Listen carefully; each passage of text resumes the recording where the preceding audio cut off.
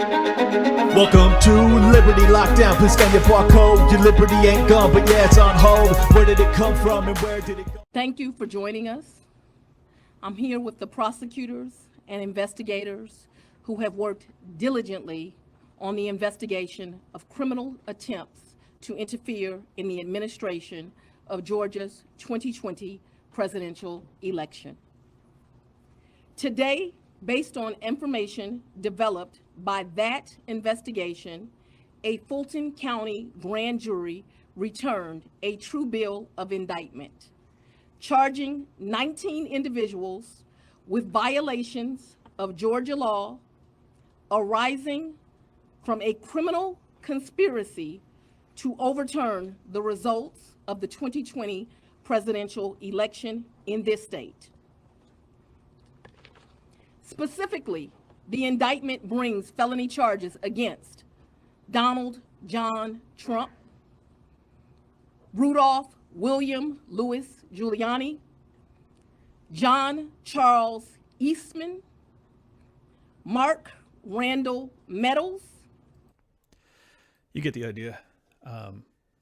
Look, I was actually going to break down this entire case for you. In fact, all of the charges against Trump. And I decided not to, because as I was looking into it, I was just like, they're all basically the same thing. As far as I'm concerned, they're all bullshit. Just being straight up with you. I see nothing there. Particularly when you already have the fact that you had an alternative slate of delegates that were proposed by the Democrats in 2016 when Trump won. It's the exact same story as it has been for years now, that everything they're guilty of, they accuse their opponent of doing. So why should I waste your time breaking down every single stupid charge that is ultimately politicized to the highest degree? So politicized, it's not even worth mentioning it to you. But I will talk about the broader picture here, because that matters a lot. If you haven't figured it out by now, I am quite convinced that this is ultimately a nothing burger that Trump will in fact probably be convicted of. Because, as we've seen with the sexual assault case that was brought against him, even though there was no evidence presented whatsoever aside from the testimony from the alleged victim, and he was found liable, or whatever the technical term was,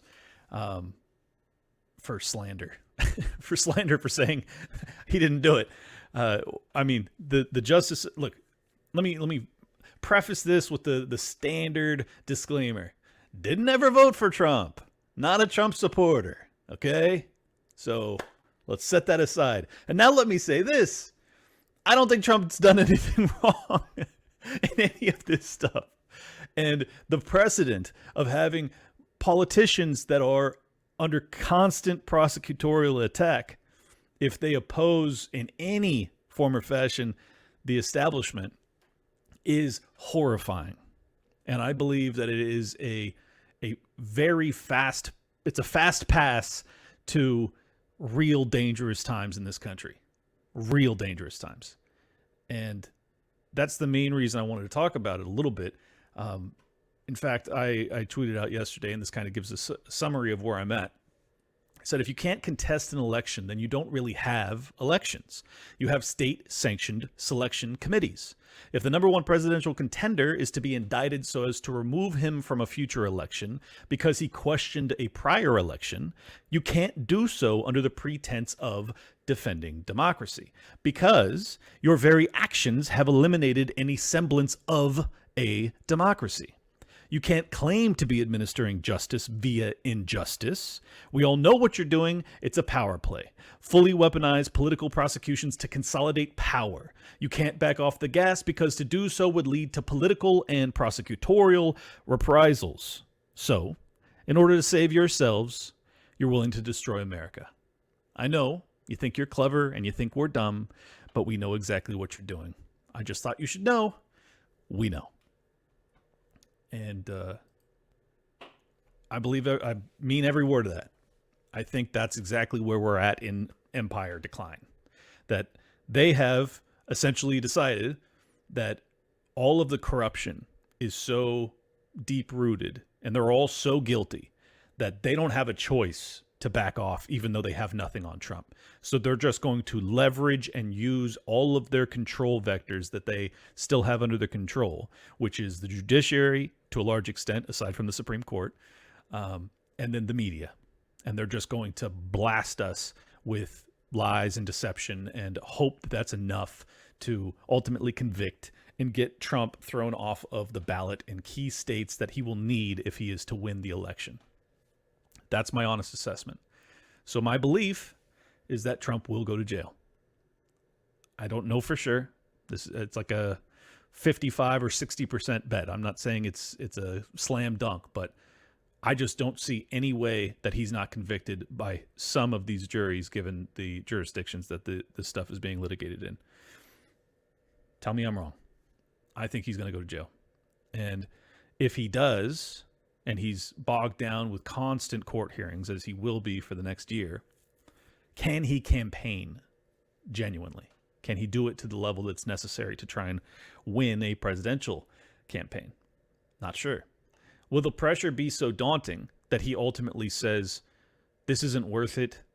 I will accept, basically make a behind the curtain deal where he says, look, you guys back off. I'll get out of politics. Just let me go back to my life.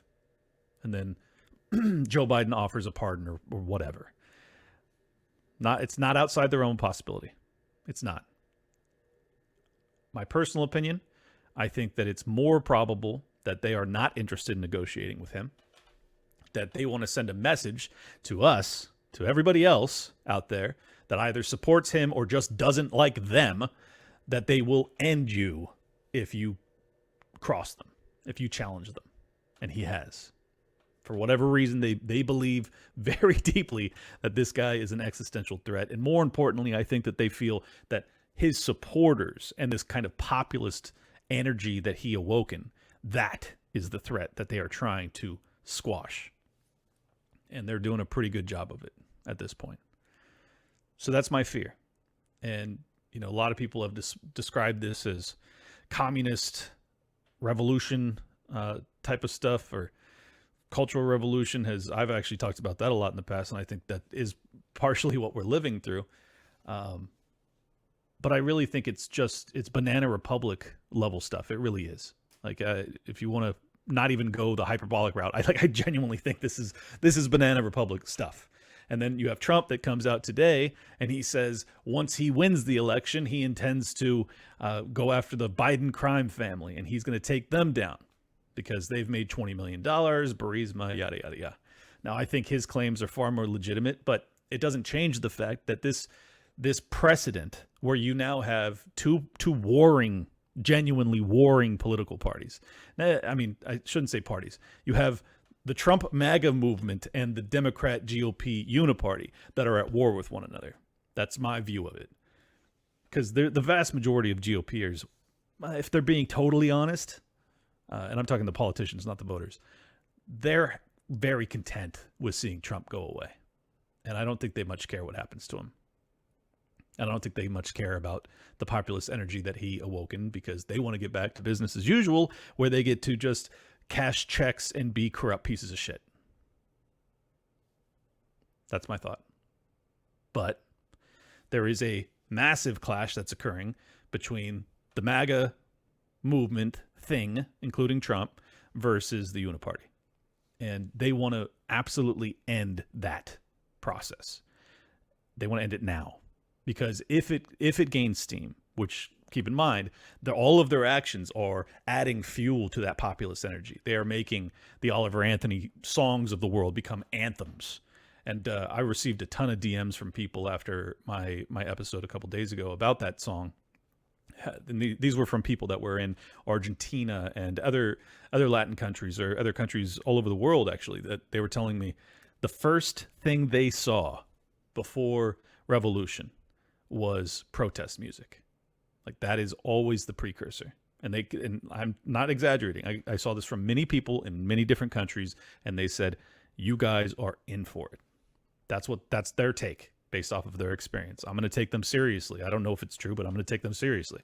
That having these kind of populist anthem tracks that become kind of rallying cries for the dissidents in your nation, I think it's logical that that's a precursor for real tumult in the not too distant future, to put it mildly.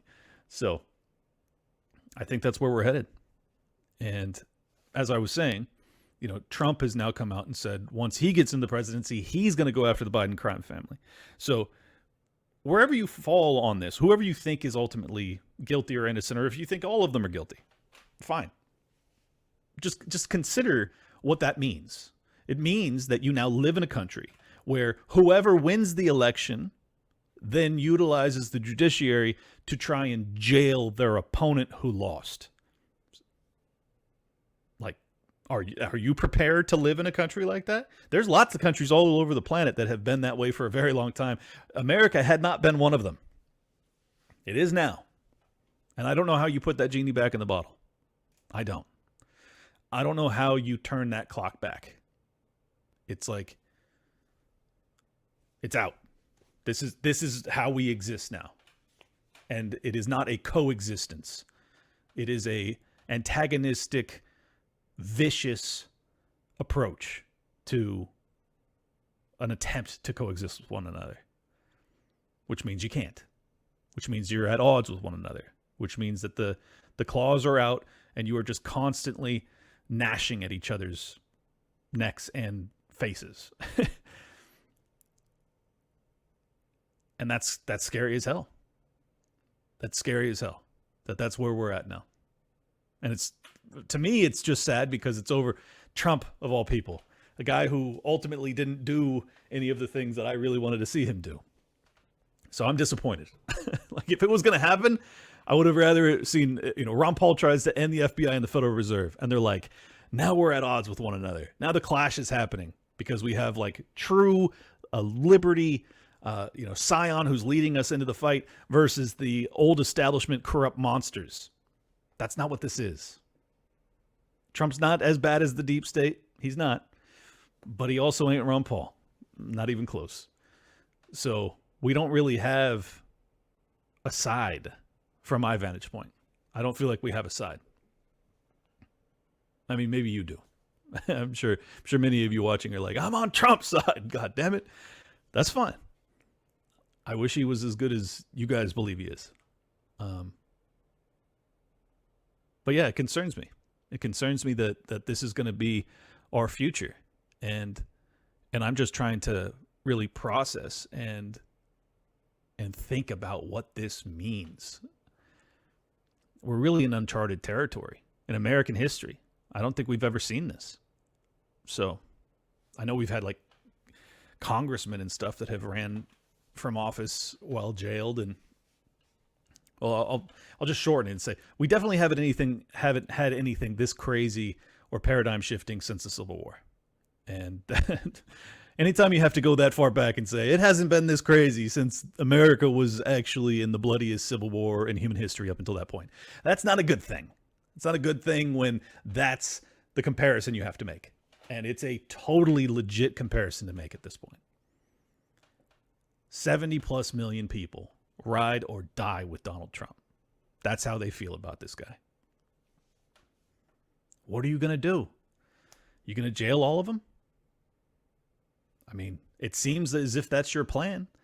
And if that is your plan, well, it's going to get real spicy real quick. And I'm concerned. I'm super concerned. Phil Labonte put out this tweet a couple, 10 days ago. It says, to call this document a threat to most Americans is not an overstatement. And this is from DHS. It says the DHS Office of Intelligence and Analysis Right-Wing Extremism Report, March of 2009, with supplementary domestic extremism lexicon, classifies individuals as extremists if they identify or are identified with one or more of the following. Now, strap in, because I think you'll find that many of us fall under most, if not all, of these categories. Military veterans, anti-war individuals or groups, tax resistance movements, militias, alternative media. I got to read this one since that's specifically me. Alternative media, which provide interpretations of events and issues that differ radically from those presented in mass media outlets. Oops. You should have put a picture of me there. Continuing on. Opponents of open border policies. I guess I would be one of those, because open borders at this junction seems like a suicide mission. Single issue. Groups or individuals who focus on a single issue or cause, such as animal rights, environmental, or anti-abortion. I guess I'm none of those. Well, single issue would be ending the Fed, maybe. And then Patriot Movement. Frequent references to the Constitution, support of third-party candidates, support of an audit of the Federal Reserve, opposition to a carbon tax to be paid to a World Bank, opposition to U.S. submission to the United Nations and or the WHO. Oh, check. Oh my God, dude. All right. So how many did you check off before you were considered a right-wing extremist? How many? Be honest. You know, I think I'm not two of those. I'm not a military veteran and I'm not a member of a militia. So please leave me alone. I mean, it's so crazy. I don't know. Sorry. I'm just like, I don't even know what to think about this. It's so dramatic. And I try to just keep a level head about it. Like, what? All right. This all seems horrible. Am I overreacting? I don't think I am. Unfortunately. I don't think I am. And that scares the shit out of me. In some ways, I feel like I'm underreacting, which is almost even more concerning. I'm like, oh, I'm not being cautious enough about what this means for America broadly. But that's what it seems to me. It seems to be that perilous that, like, all right, so let's just thought experiment this, right? Trump gets convicted on 2/3 of the charges. He's facing the rest of his life in prison. He's put in there. He's put in jail just in the lead up to the actual general election. He probably will have already won the primary for the GOP, so I think he'll be on the ballot. But he loses because the election, they reinforce the election once again, and he loses. You now have 70 plus, maybe more, million people in this country that don't believe the results of that election. Because just for the record, no one in this country for the foreseeable future is going to believe the results of any election. That's where we're at now. If the GOP wins, the Democrats won't believe it because they didn't believe it when it came to Trump in 2016. They thought the Russians stole it, remember? Well, you already know where the Q and the MAGA folks are at with it. They don't believe the elections. Wherever you fall on the legitimacy of these claims is kind of irrelevant. Both sides have very much stated and committed to the fact that if they lose, it's illegitimate. That's where we're at. So set aside your opinion about it. Just fucking face the reality of it. That's where we're at. No one believes the outcome of these elections anymore. Okay. So what the fuck do you do then if you believe that your God, Donald Trump, is in prison and also you don't have a democratic pathway to recourse? What do they do? My hope, I think the best, most peaceful possible response to that is to funnel that energy towards peaceful secession movements or increasing states' rights at a minimum, 10th Amendment type of stuff. On the inverse of that, civil war and all sorts of violence is possible. Right? I mean, it's obviously possible at this point. And I know a lot of people will think to themselves, well, that didn't happen during lockdown, so it can't happen this go around. I don't think you're right about that. Because I was at Turning Point in, I forget the name of the town. It's like an hour from me. a couple weeks ago. And, you know, Don Jr. and all these people were there. Vivek was there. And I just remember the energy around Trump is like, it's like nothing that you've ever seen, really, at least maybe since Obama. Like it's a true cult of personality fanfare for this guy. And as much as I think the right wing didn't like lockdowns, it still doesn't rise to the level of attacking their god, their leader. So if they perceive that injustice has been carried out, that Donald Trump has been put behind bars for things that the Democrats clearly did themselves, and they also don't believe the outcome of the election, and they also no longer believe in the judiciary, what do? I mean, it's really important that we consider these things, right? Not even to fearmonger, but just to like game plan. Like, what do you do if you actually have violence that explodes in this country? I don't know. I don't have the answer for you, unfortunately. I think that it's obviously important that you prepare and that you try and have, you know, a bug out bag, as they say, or expatriation options, or at least dual passports so that you aren't trapped. I mean, then you throw in the extra spice of the potential for World War III, which it seems at this particular junction, the temperature has dropped a little bit, and I'm hoping that that means that they are going to start to withdraw and wind down that war, at least withdraw American support and kind of start to negotiate behind the scenes, which they should have been doing forever. Instead of blowing up peace treaties, they should have actually been, you know, creating peace, because they had the leverage certainly to assist in that process, and they used all of their powers to counter it. Well, just say for whatever reason that doesn't become the ultimate outcome there, and World War III explodes.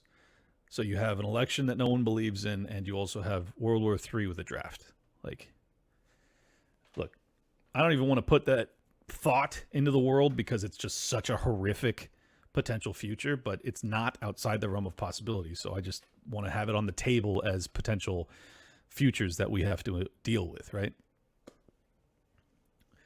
My hope is that, look, RFK Jr. Was on Tucker Carlson yesterday, and it was incredible. It's an 80-minute long interview. I would encourage you guys all to go watch it if you haven't already. It's I can't even believe how honest he was about everything. But there's this one particular clip in it that is just amazing, and I tweeted it out early this morning after I had finished watching it. So I'm going to play it for you guys just because I think it's so important, and I hope that I'm allowed to play it without getting in trouble. We'll find out. But here we go. People who got us in the Iraq War. I know.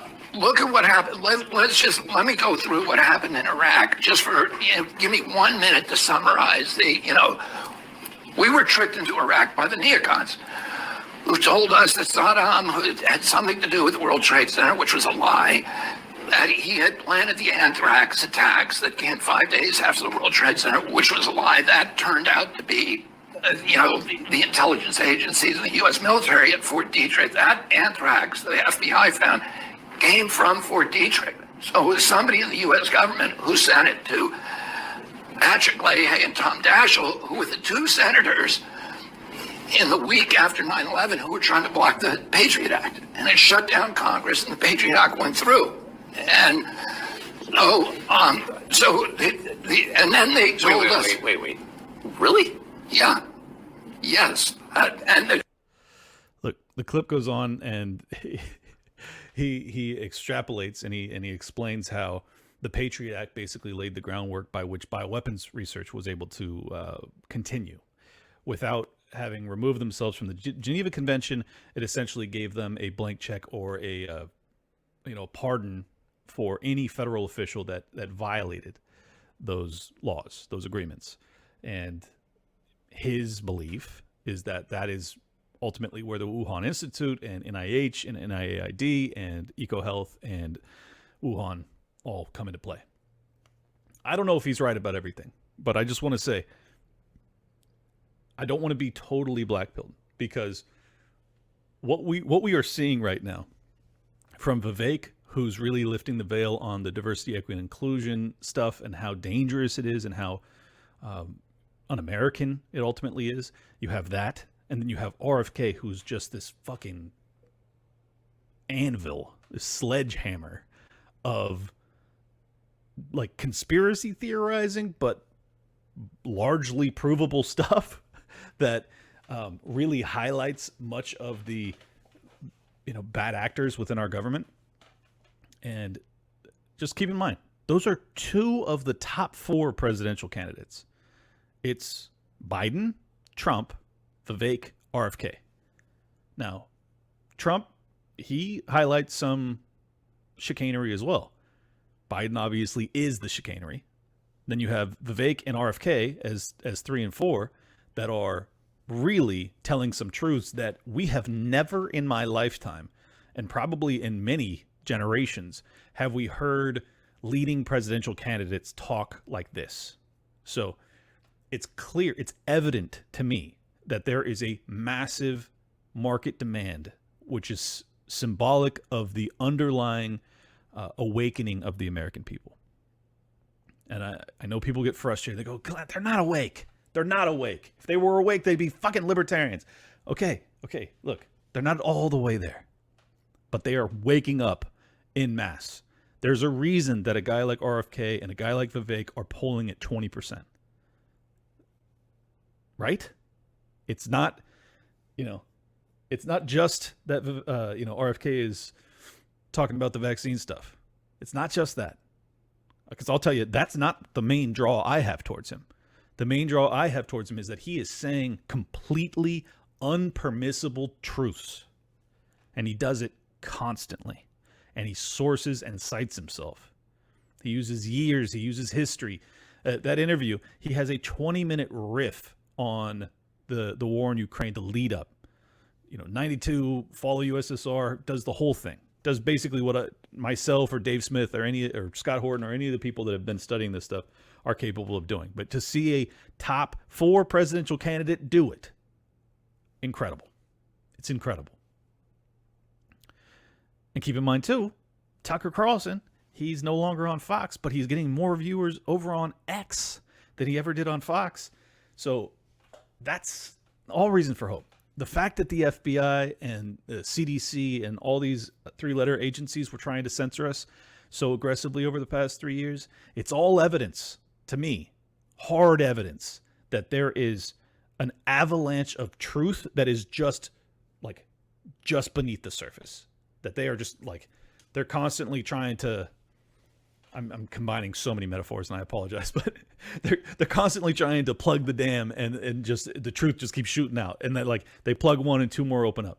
And I think that's why Elon has been under siege so much, is that if you have one social media outlet, one major one, and I've made this point before, but if you have one major social media outlet that allows us to speak honestly, it is a fucking problem for them. It's virtually over for them.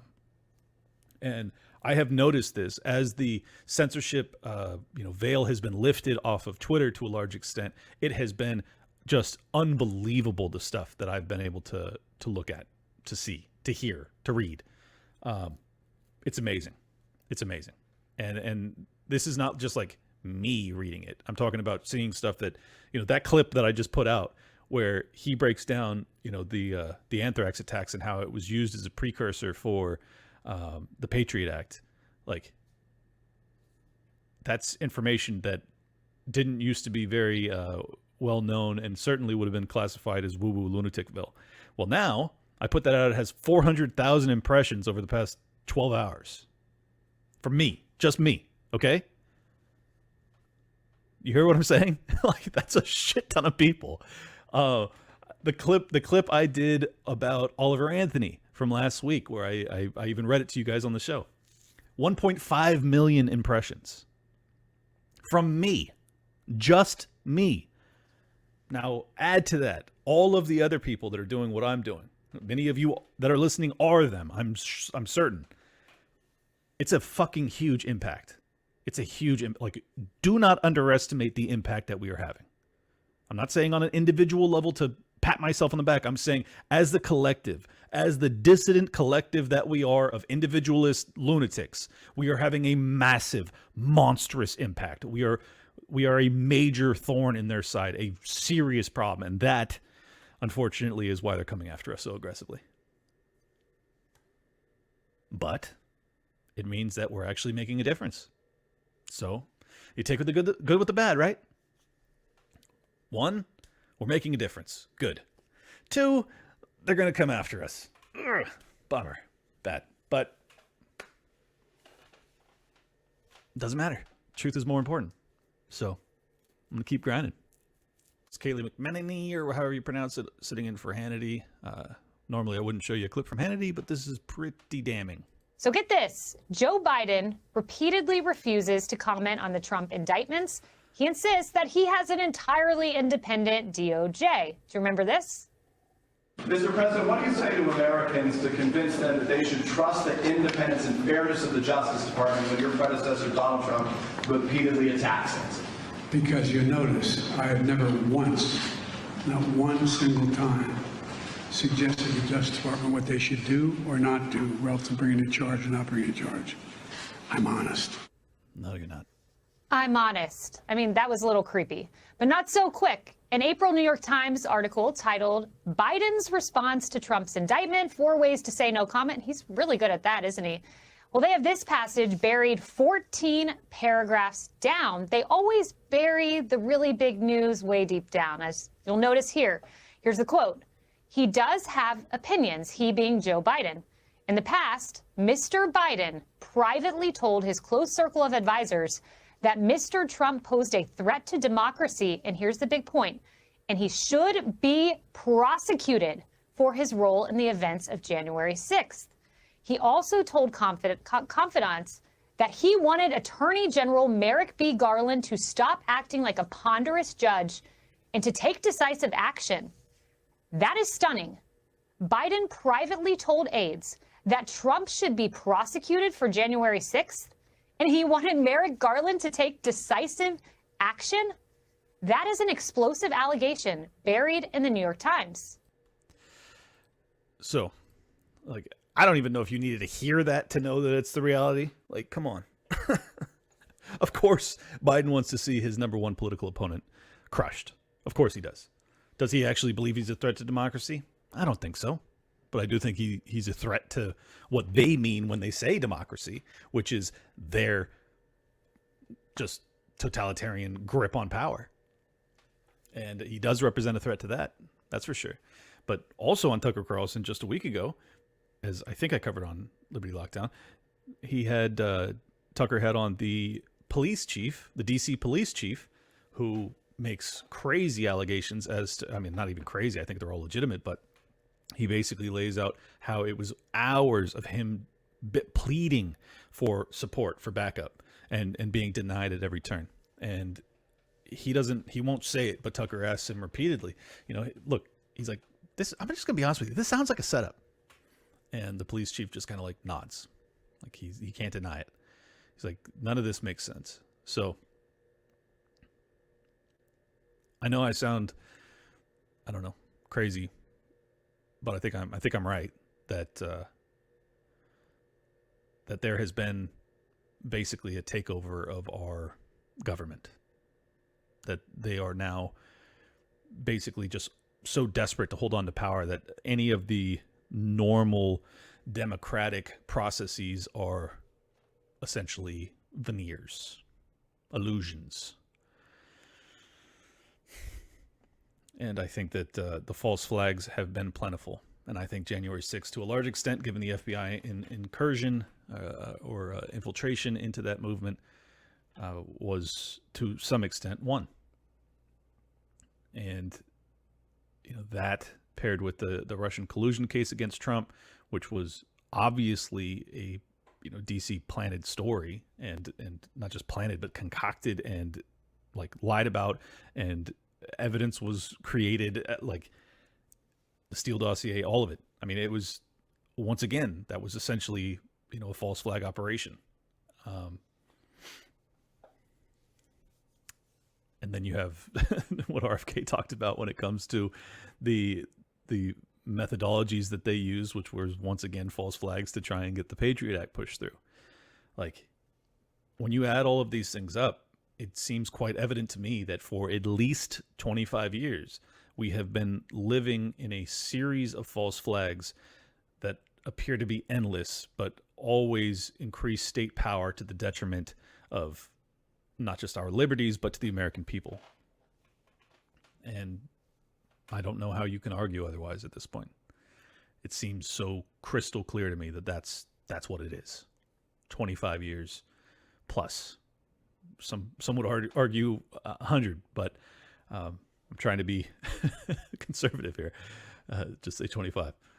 But then you have the Wuhan cover-up, the origin story cover-up, the mandates that happen from 2020 on. All of the deception that goes into that. The cover-up of heirs. I mean, the lockdowns, how they were never going to be detrimental to the economy. Oh, we can print and spend, trillions and trillions of dollars. It won't create inflation. It does. I mean, it's just like, how much deception do you have to see before you say enough? And I know I'm preaching to the choir here, and you probably are all like, we're saying enough. Why do you think we listen to you, Clint? It's because we're saying enough of the bullshit. But I'm just kind of like laying out all of these, and I'm doing this all off the top of my head. It's like, these are just all things that have happened that you and I know about, and I'm just kind of laying them out, not even chronologically, but just shotgunning them at a wall, saying like, look at all this. Look at it all. It's crazy. It's so crazy. Let's pivot to something more positive.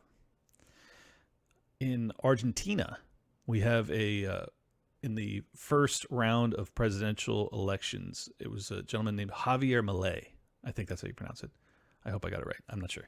But he got the majority of the votes, and it looks like they're going to go to a runoff in the next not too distant future. And he is a avowed anarcho-capitalist that intends to end central banking in Argentina. For those that don't know, Argentina has dealt with a series of hyperinflationary periods over the recent history, including currently, where the Federal Reserve, or their central bank, I shouldn't call it the Federal Reserve, their central bank has hiked the interest rates to over 100% per annum. So they are once again in a hyperinflationary period. And I guess the reason I bring it up is, one, to say, wow, like there's a chance that an anarcho-capitalist like me could be the president, or whatever they call it, of Argentina. That's unbelievable. But more importantly, I want to implore my non-anarcho-capitalists, my non-libertarian viewers and listeners to consider what that means, and to offer you this. You can wait until you've dealt with hyperinflation and you're starving and the government is so corrupt and you're so hopeless that you ultimately finally say, okay, I will give the libertarians a shot. You can wait until that point because it's coming. Or you can do it now.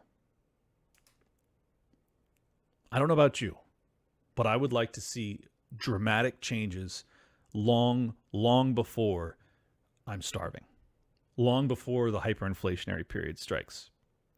Because as sure as I'm breathing, a nation that is $32 trillion in debt and is 33 trillion, I think now, and is explosively growing that debt every single year with no end in sight, not including unfunded liabilities, which puts it into the, I don't even know how many terms, 11 figures, however many it is, over 100 trillion. I mean, it's like they're never, ever, ever going to balance this budget, which means they're ultimately going to hyperinflate it away.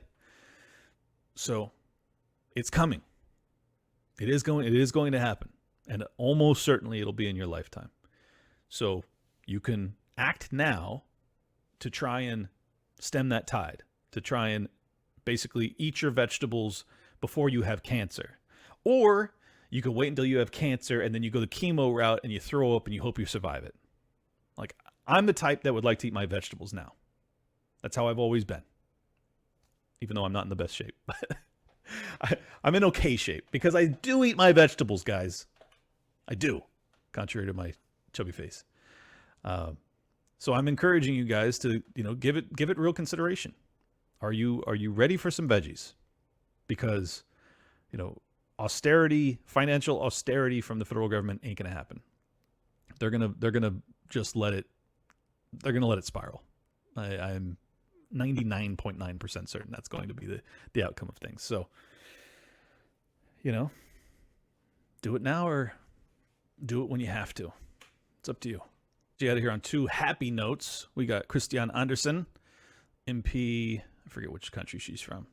Europe. It doesn't matter. America, number one. This whole COVID madness, this so-called pandemic, it was just a test balloon. A gigantic test balloon. Well, for what, you ask? Well, to see how far they could go. To see what exactly they would have to do to get free individuals in a free and democratic society to consent to being forced into compliance.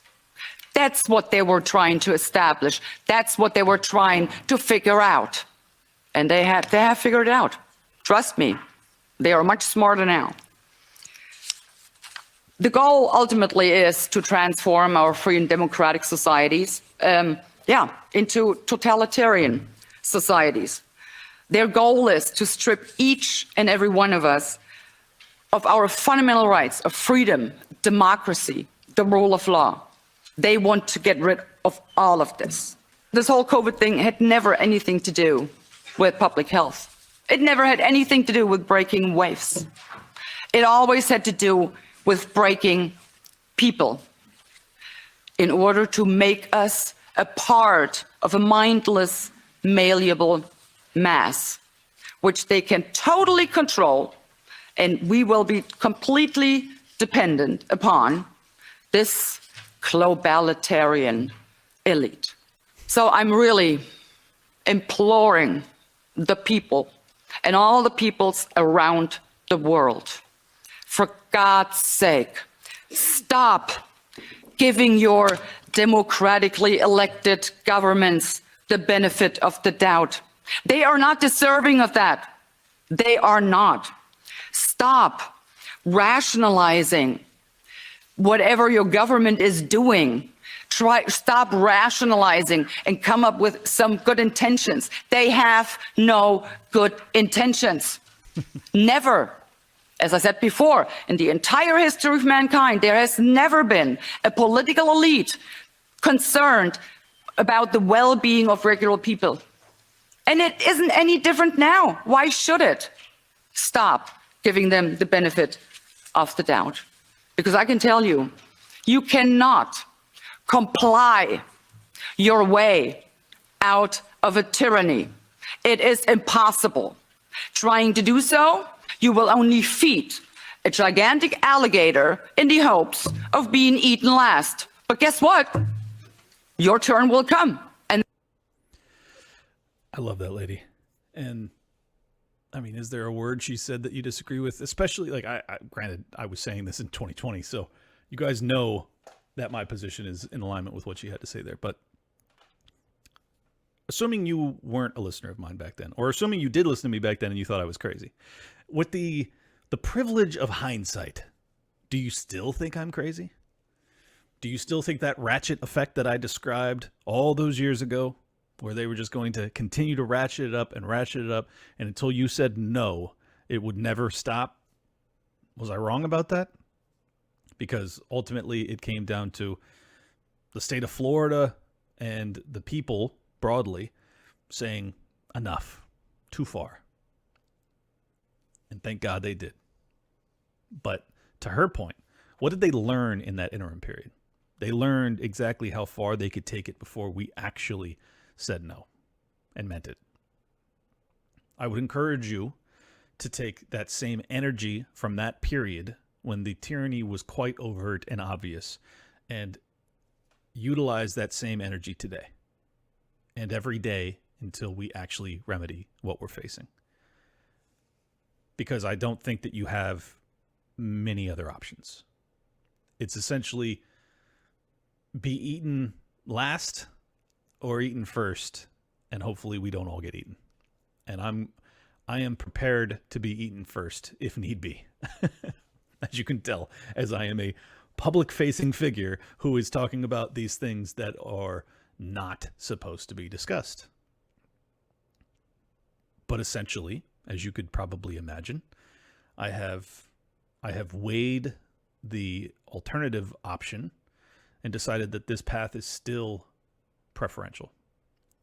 That the alternative is so untenable to someone like me who values freedom that I have no option but to speak out now and risk whatever may come. And I hope from the bottom of my heart, I hope that whatever inspiration you receive from this show, it is starting to make its way into your soul, into your lifestyle, into your outlook, into your language, into your behaviors, into your work world, into your work life, into your family life, into your personal relationships, into every single thing you do. I need you guys. I need you guys to be speaking the truth as loudly as possible. If there's one thing that kind of these Marxist government takeovers don't like, it's rebellion and truth-telling.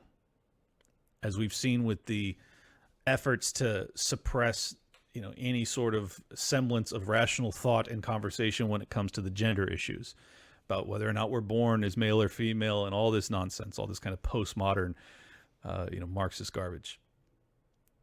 There is, in my opinion, those are also ratchet tests where are you willing to lie to continue to be in the accepted, class?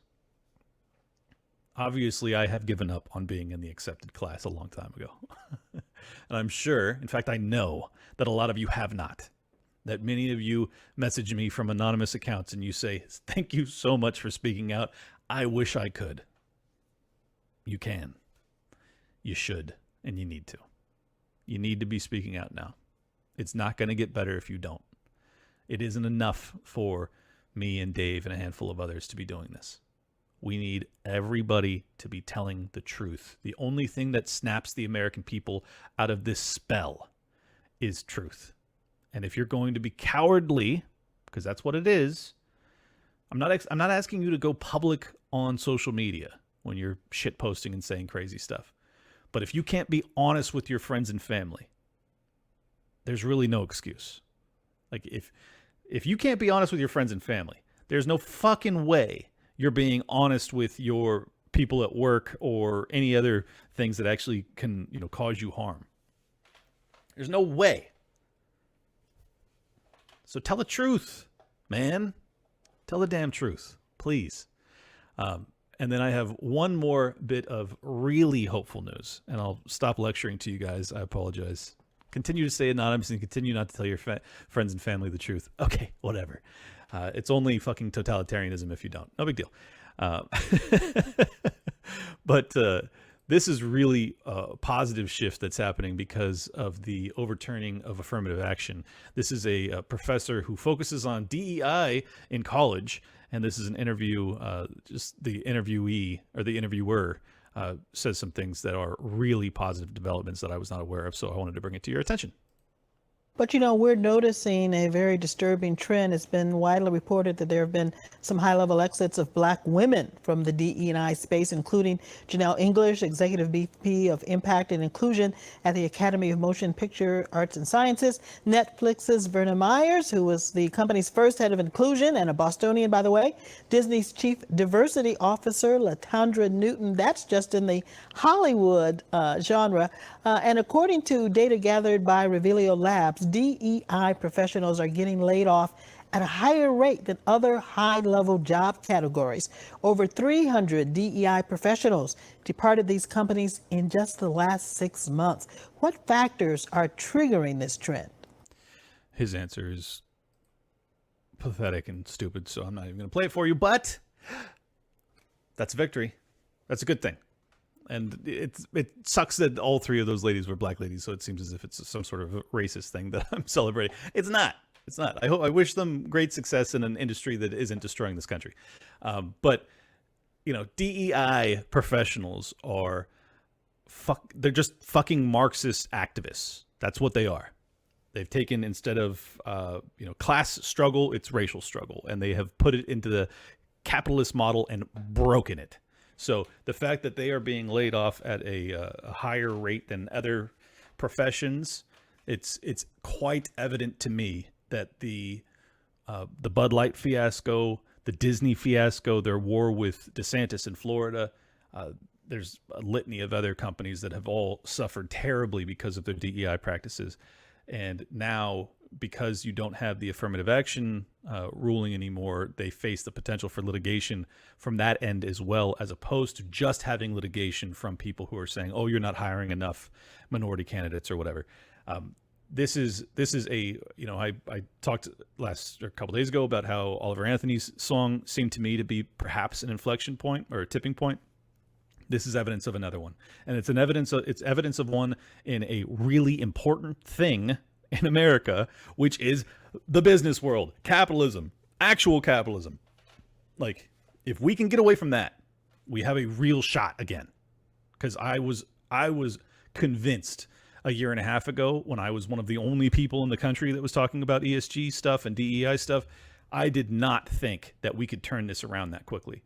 And granted, it's not a full victory. It's not like they're all gone now, but it's still a step in the right direction. And up until 6 months ago, it was all steps in the wrong direction. So I just want to kind of end with some real positive news that I think most of you probably weren't privy to, because I wasn't. When I saw that, I was so thrilled to hear that, Disney and Netflix, I mean, like, if you can start to get the DEI cancer, because that's really what it is, out of the media realm, well, it'll trickle down to everything at that point, because then we can get back to more of a meritocratic system as opposed to this victimhood ocracy. It's so ridiculous. And I think that will give us a chance to actually compete in the global marketplace. Because look, there's been other like PMs and things from, I think it was Hungary. He came out and he was saying, look, Europe, like the EU, was one of a decade ago, I think, was in fact combined a bigger GDP output than the US combined, all of the EU. And now they are just falling apart. And it's because they implemented much of this stuff too. And some of it they implemented even more sooner and more aggressively than the US. And they are suffering terribly. The energy shortages, food crises, inflationary pressure, obviously mass immigration that is causing serious cultural collisions right now. So in many ways we can look to Europe to see our future, and we have been following them in lockstep up until very recently. And fortunately, the American people still have more of a rebellious spirit than those fucking lunatic Europeans, because we are still from that stock of savages that decided to sail across the Atlantic a couple hundred years ago and just be like, we're going to create a new land over here where we don't have to listen to what you fuckers have to say. That is your heritage. That is your lineage. Let it fucking course through your veins. Feel it in your bones. Do you feel it? Do you feel that red, white, and blue? Because what it really means is fuck you. That's what we're about. Embrace it. Embrace it once again. And do not give up hope. Do not give up hope. Let the fucking rebellion of your ancestors flow through you. Let it flow. And then let them know. If you guys want to support my work, go to libertylockdown.locals.com. And if you want to, oh, by the way, I'm following back all of the people that become supporters of me over on x.com or twitter.com. If you just become a subscriber for $5 a month over there, I follow you back, which is just kind of my way of saying thank you. And thank you for supporting me. And what else? Go to Merch Engine, Top Lobster, my boy. He's got his entrepreneurial spirit. He's creating his own shirt company, and you can pick up Liberty Lockdown shirts at toplobster.com. I think they're at Merch Engine as well, but I'm not really sure. I'm just a supportive king, you know. I'm just trying to help a homie out. And yeah, Dave Smith will be on in a few days. We're still waiting to schedule, but he has already said he's down to do it. So it's going to be him, followed by Max Blumenthal. It's going to be an incredible lineup. And I'll just end by saying, do not give up hope. Fucking get fired up and have faith. Have faith. There's no way we lose to the Karine Jean-Pierres of the world. It's an impossibility. See you guys soon. Oh, hit the like button, hit the subscribe, share it, you know, all the things. I changed my mind. There was 2 other clips that I saw before I was done or while I was processing that I just had to show you guys. So here's Hillary Clinton on Maddow talking about the grand jury indictments in Georgia against Trump. That the system of democracy at its heart is the idea that the people get to decide how we are governed. And if we no longer believe that our will is effectuated through the system, if bad actors tell us falsely that every election is stolen and that oh my God! Can you believe the fucking audacity? She's like one of the biggest proponents of the Russiagate hoax, sitting across the table from the woman who fucking created it. Holy shit. that the only way an election is trustworthy is if they come out on top of it, then something, it tells you something not just about that person or that moment. It maybe wounds us as a democracy in a way that is hard to repair. Mm-hmm. What do you think about how we get better? Yeah, how do you get better? Is she looking in a mirror? Is this some sort of fucking moment of introspection where she's actually thinking about, oh my God, I have damaged this thing that I allegedly care about so much, democracy, by lying to the American people so aggressively during Trump's entire presidency that I, in fact, am the monster that I was attempting to slay. Is she thinking that? I don't think so, unfortunately, which is fucking crazy. After the wounds that have been inflicted on us through this process? Well, I think, the truth matters. I think having these cases be brought in such professional manners, we'll see how they unfold. Obviously, the trials, if there are trials. So professional. They released... Oh my God. They released the filing of the Georgia indictment on their website while they were still convening. Well, the grand jury was still convening. So, yeah, so professional, just incredible, just so professional. They're literally, one of the charges against Trump is because he tweeted out. There's some hearings that are for the Georgia election stuff happening over on OAN. Check it out. That's one of the charges against him. I mean, it's oh my goodness. Trials are going to be critically important. But the article you mentioned that I published about the weaponization of loneliness really does, in my view, point to the larger cultural concerns, because the lack of trust, the divisiveness, the undermining of faith in ourselves, in each other, respect for our institutions, the rule of law, all of that has been deliberately inculcated within our body politic. You took hammers to your hard drives, you fucking lying monstrosity of a human being. You warmongering piece of shit. There were trends before. I mean, we have seen how people have become more isolated, less community-oriented, less civically minded. Then we see how social media and technology has certainly accelerated a lot of those trends. But the deliberate effort to divide Americans... the deliberate effort.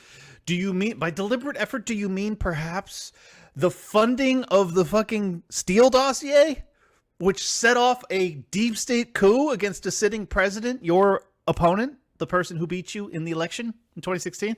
Do you mean that? Do you? Why don't you mean that? You liar! You piece of shit, you! Ah!